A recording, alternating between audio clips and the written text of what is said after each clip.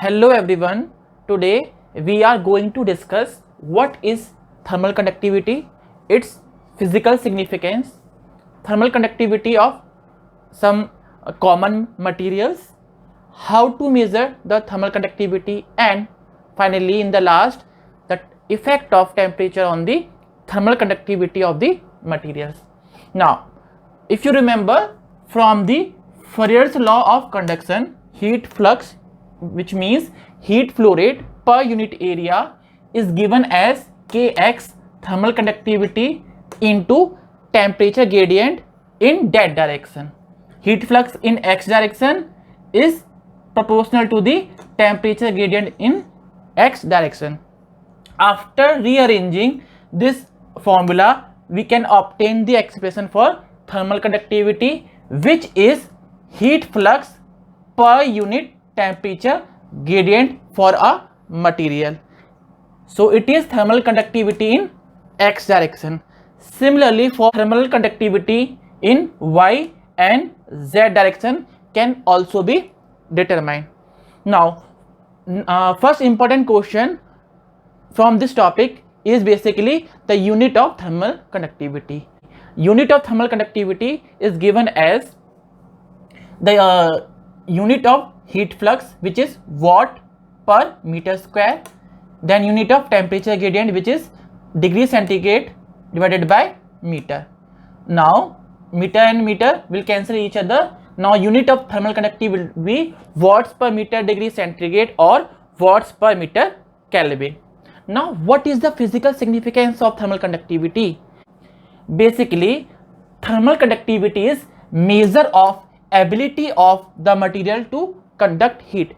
It shows how efficiently a material can conduct the heat. If take example of the copper, the thermal conductivity of the copper is 401 watts per meter Kelvin. Similarly, thermal conductivity of aluminum is 237 watts per meter Kelvin, and thermal conductivity of asbestos is 0.08 watts per meter Kelvin. Now from these values we can classify this material into some categories. The materials which can conduct the heat easily are known as heat conductor, and which do not conduct the heat easily are known as insulators. So from this discussion we can say that copper is a heat conductor and asbestos is a insulator. Now here comes the role of designing. Now if, as we already know, in our basic AC and refrigerators, all the tubings are made of copper. Why? Because copper is a very good conductor of the heat. So we can decide which type of material we can use in our thermal system. If we want to reduce heat transfer rate, then we will use asbestos because it works as insulator. Now it is the basic apparatus to determine the thermal conductivity of the material. In the black ink, it is basic a sample or a specimen of the material whose thermal conductivity is to be determined, and one side of this specimen is heated by a heater, which is basically a electric heater. Now three sides of this apparatus are perfectly insulated so that heat can flow in one direction only, which is x direction. Now this end of this apparatus is exposed to a cooling medium, generally a cooling water, so that steady state condition prevails and there is a continuous flow of heat from this phase to this phase of the specimen. From the heat taken by the cooling water, which is basically Q is equal to mc delta T, mass flow rate, specific heat of water, and rise in the temperature of the cooling water, we can calculate the heat flux, heat flow rate.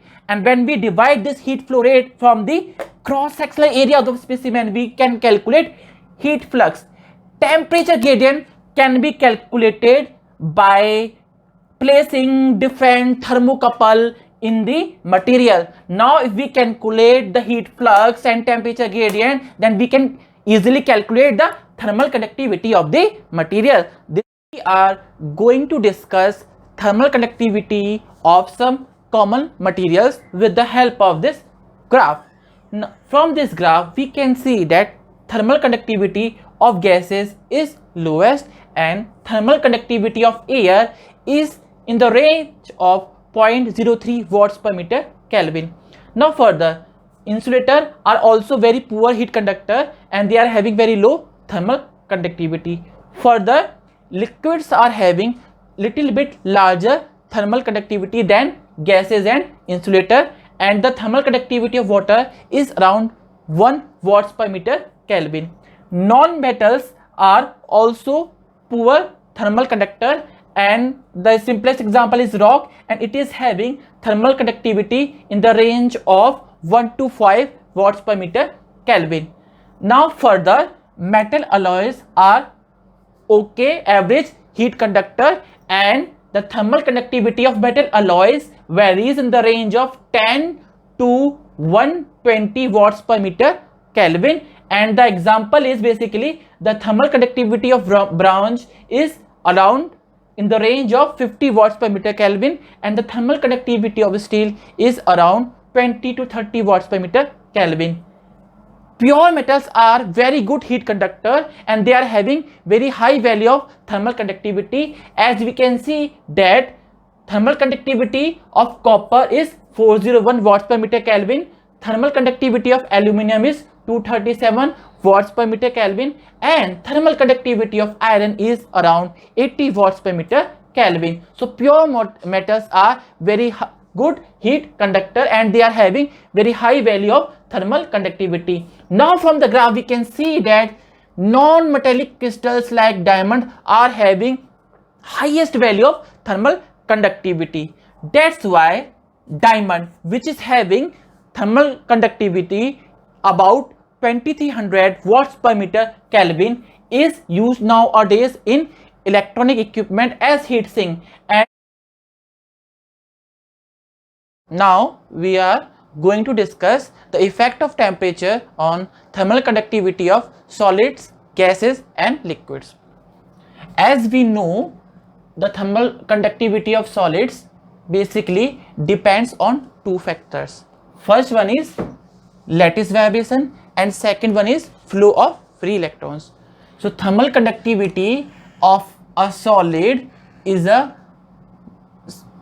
sum of thermal conductivity due to flow of free electrons E and flow of waves due to the lattice vibrations, which is known as phonon, which is also called phonon. So thermal conductivity is due to free electrons and phonons. Now separately, thermal conductivity due to electrons is given by this formula, and thermal conductivity by phonon given by this formula. In this formula, C is basically specific heat per unit volume for electron. Small c E bar is basically velocity of the electron, and lambda mfp is basically mean free path for the electron. Similarly, for phonon, Cp is specific heat per unit volume for phonon. Small Cp bar is basically velocity of the sound, which is velocity of the propagation of the phonon or the phonon waves, and similarly lambda mfp is mean free path for the phonons. Now further, after observation, it is found that the thermal conductivity of alloy is lower than the thermal conductivity of constitutive metals. Take the example of the copper and aluminum. The thermal conductivity of copper is 401 watts per meter Kelvin. Thermal conductivity of aluminum is 237 watts per meter Kelvin. But thermal conductivity of bronze, which is basically alloy of 90% copper and 10% aluminum, is 50 watts per meter Kelvin. We can see for copper, aluminum and iron. In this graph, basically x-axis is temperature in Kelvin and y-axis is thermal conductivity in watts per meter Kelvin. We can see that on increasing temperature, thermal conductivity of solid is decreasing, and quartz is basically an exception. Thermal conductivity increases on increasing temperature. Now it is found that the contribution of the flow of the free electrons dominates over the phonons for pure metal, in which it means the thermal conductivity in case of pure metals is basically due to the flow of free electrons, and thermal conductivity in non-metals is basically due to the lattice vibration. In non-metals, the lattice vibration basically dominates over the free electrons, flow of free electrons. So for pure metal, flow of free electrons dominates over phonon. It means the major portion comes from this for pure metals, and in case of non-metals, phonon dominates over free electrons. It means the major contribution to the thermal conductivity comes from the phonons. Now the basic theory behind this, why thermal conductivity of solids decreases on increasing temperature, is basically because in case of pure metals, basically thermal conductivity is due to the flow of free electrons. So when temperature increases, as we know that in case of solid both happens, the lattice vibrations and the flow of free electrons. So when temperature increases, this vibration becomes more strong, and as we already know that the electrons flows between the intermolecular space from region of higher temperature to the region of lower temperature.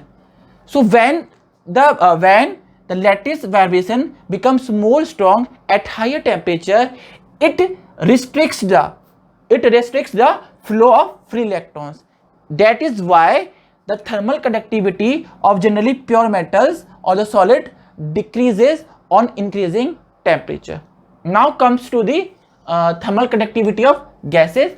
From the kinetic theory of the gases, thermal conductivity of gases is given as 1/3 CV rho C lambda mFP, where CV is again specific heat per unit mass, rho is density of the gas, C is basically velocity, and lambda is basically mean free path, okay, of the gas molecules. Now in case of gases, it is found that on increasing the molecular weight of the gas, thermal conductivity decreases. As we can see from the graph, molecular weight of the helium is 4 and molecular weight of the atmospheric air is 28. That is why the thermal conductivity of helium is more than thermal conductivity of the air. It is general observation. Heat is conducted in case of liquid and gases due to the random molecular collisions. So when temperature increases, the energy of the molecule increases, hence the collision between the molecule increases, hence thermal conductivity of the gases and liquids are increased. Because the mechanism of heat conduction in gases and liquids are basically same. Water is basically exception. For all liquid and gases, it is found that thermal conductivity increases on increasing temperature, but again water is exception, which shows this behavior, initially increasing and further decreasing thermal conductivity on increasing temperature. Now we will stop here and discuss thermal diffusivity in next lecture. Thank you.